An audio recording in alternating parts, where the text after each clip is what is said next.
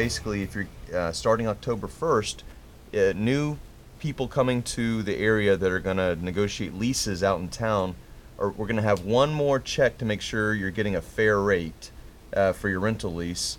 And that's going to be a market survey analysis done by our housing department, and it's going to come up with a cost of what we think is reasonable to pay for the particular location that you've taken to looked at to rent. And it's going to be based on the area, based on the number of the square footage, based on the number of rooms, the amenities, and those types of things. Based off of the work we do at Fleet and Family, we see a lot of this, and I just think it's important to highlight some of the risk factors, especially for military personnel and their families. So high stress levels due to deployment. We all know what that's like, right? I have 3 military members sitting near me, and constantly moving, having to relocate, changing schools, changing jobs can cause a lot of external stressors for families. Also, economic dependence on your spouse can be a factor for people not reporting sometimes. We see that a lot, that if people want to report domestic violence, they don't because they're worried about what they would do if their service member and them were to separate. So we know that there are a lot of factors in the military that make this kind of a ripe topic, and so we want to make sure that we address some of the preventative measures that we're taking.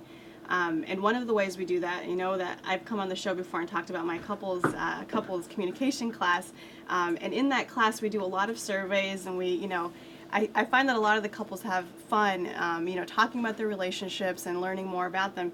Captain Carpenter's been really excited about the love maps this whole time. I cannot wait to hear about what these love maps are. So the idea about love maps is created by a counselor named John Gottman, and he does a lot of research on relationships and what makes relationships work.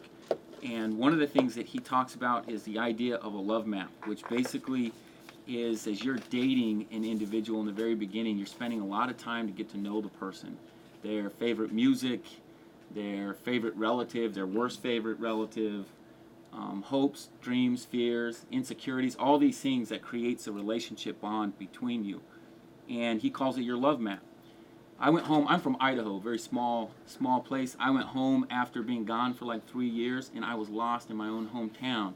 Some of the freeway exits were changed and things were totally different. That can happen in relationships as well. Some people refer to it as growing apart. But the idea is, if I'm no longer spending time to date my spouse and to update my love map, it's like having a map that's 10 years old. You no longer kind of know your spouse as intimately and in the same way that you did before. In the military, though, we have restricted reporting and unrestricted reporting. And restricted is that your command doesn't know, law enforcement's not involved, but you're allowed legal services, counseling, and really Fleet and family advocacy get to make that decision ultimately, if it stays restricted or unrestricted, depending on the safety factors involved. Unrestricted reporting, on the other hand, there is an investigation done by law enforcement. Your command is aware of what's going on, and you're also able to access all of the services that are there. Big event that's coming on is Halloween and the Spooktacular. So the Spooktacular is going to be on October 30th at Central Park Support Site from 6 to 10 p.m. And it's really going to be, it was a great event last year, and it's going to be did you guys get a chance to go? My wife runs it every year, but that'd be a new activity. Dress up in a costume and run the Spooktacular. Maybe you've never done that with your spouse before. Yeah, there so you go. I hope to see you out there, Capt. Okay. There's something you need to understand about the Carpenter household is that Halloween is a big event. I've gotten tons of grief from Mrs. Carpenter about not having nailed down my Halloween costume yet. Last year? Were you a fox last year? I was a fox last year.